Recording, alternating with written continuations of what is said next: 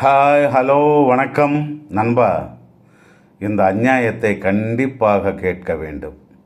ஏன் இந்த காலத்து பசங்க இப்படி இருக்கின்றார்களோ தெரியல. எல்லாம் கலி பிரபாவம், கலிகாலம் அல்லவா இது. கேளுங்கள்.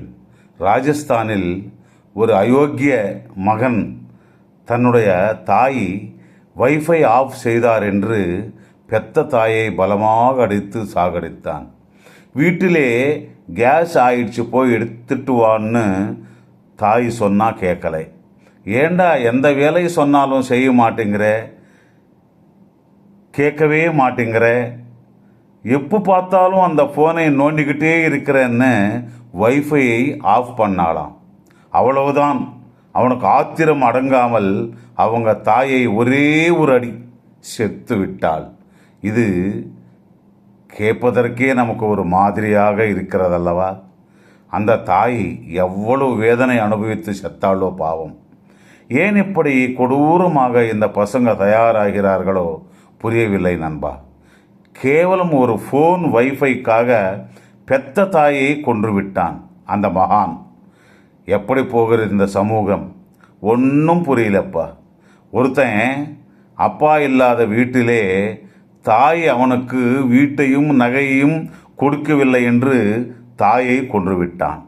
ஒரு கிராமத்திலே தன்னுடைய அப்பா விவசாய நிலத்தை பிரித்து தரவில்லை என்று கல்லாலே அடித்து கொன்றுவிட்டான்.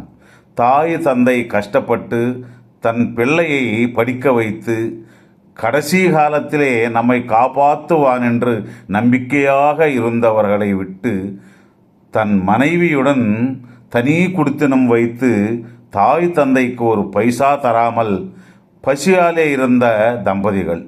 என்ன இதெல்லாம் ஆண்டவா? இந்த பிள்ளைகளுக்கு புத்தியே இல்லையா? பிள்ளைகள் பிறக்காத தம்பதிகள் தான் இந்த காலத்திலே ரொம்ப புண்ணியம் செய்தவர்களா என்று தோணுகிறது நண்பா. சந்ததி இல்லை என்று வருத்தப்படாதீர்கள். சந்ததி இல்லாதவர்கள்தான் நிம்மதியாக எந்த கவலையும் இன்றி நினைத்த இடத்துக்கு போய் நினைத்ததெல்லாம் அனுபவிக்கிறார்கள். கவலை இல்லாத குடும்பம் என்றால் இந்த காலத்திலே சந்ததி இல்லாத தம்பதிகள் குடும்பம்தான் நண்பா. இது முற்றிலும் உண்மை. நன்றி, வணக்கம். மீண்டும் சந்திப்போம்.